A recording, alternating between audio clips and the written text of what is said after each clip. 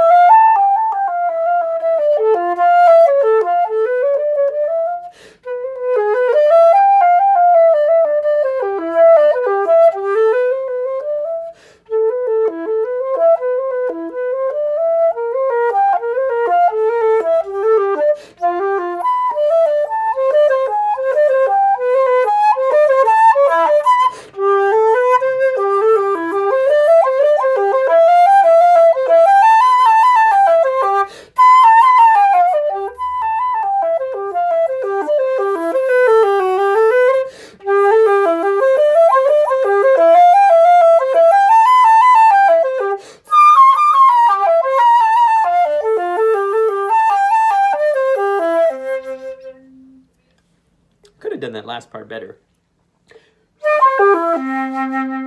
There we go. Open throat. Okay, so that's number 1.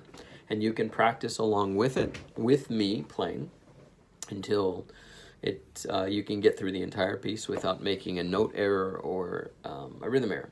Now, what is the point of this study? Most of the Andersen Etude studies, and a lot of etudes in general for any instrument, are in the key of C, because C is the most basic form of note reading. There are very few flats and sharps throughout the etude as it modulates to different keys. The key of C is more about waking up the fingers.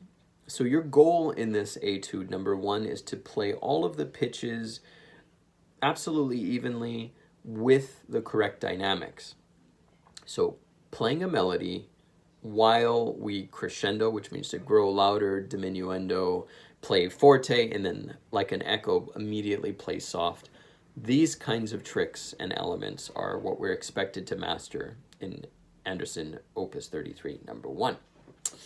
If you're not able to play the notes evenly, then I want to introduce an idea called practice rhythms.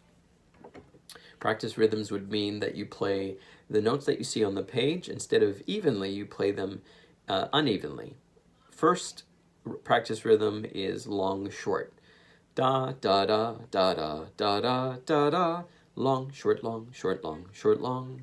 If you were to write it out in music notation, it would be maybe a dotted 8th note and then a 16th note at the end. Da, da, da, da, da, da, da, da, da, da, da, da, da, da, da, da, da, da. Like this.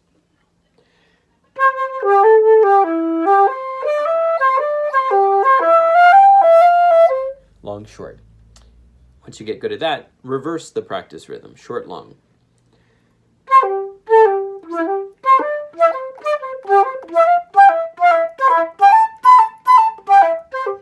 And then finally, when you go back to play it evenly, your fingers were exercised in both ways.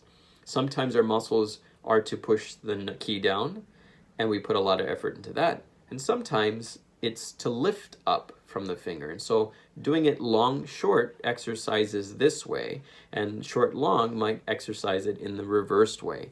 When you are sufficiently practiced in both practice rhythms, go back and try it evenly.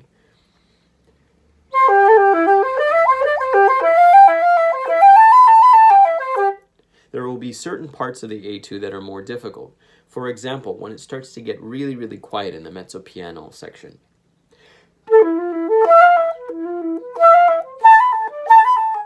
Notice that there are accents, and I'm putting a ha articulation, just using my air.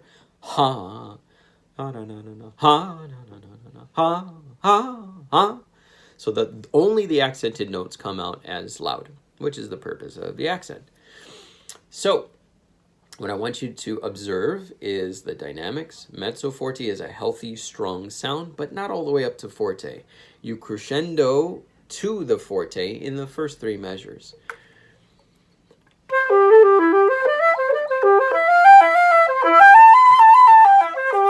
Then you arrive at the forte, and immediately you have to switch to piano. In order to facilitate that, you might want to cover up the embouchure hole. When we cover up the embouchure hole, 2 things happen. The pitch gets flatter, and we decrease the dynamic, the amplitude of the sound. Listen. Did you hear it? It went flat, and it got softer. By contrast, if we uncover the embouchure hole with our lips, it gets louder and sharper. Okay? So when I'm doing measure 3, I uncover. It allows all of the notes, including the low note, to pop out really loud, unobstructed, and then push your lips forward for the piano and use less air. That's how I do that trick. All right, good luck and happy practicing. I look forward to seeing your recording but one day before your actual lesson so I can review it and then have ideas as to how I can help you quickly in your lesson the following day. Good luck.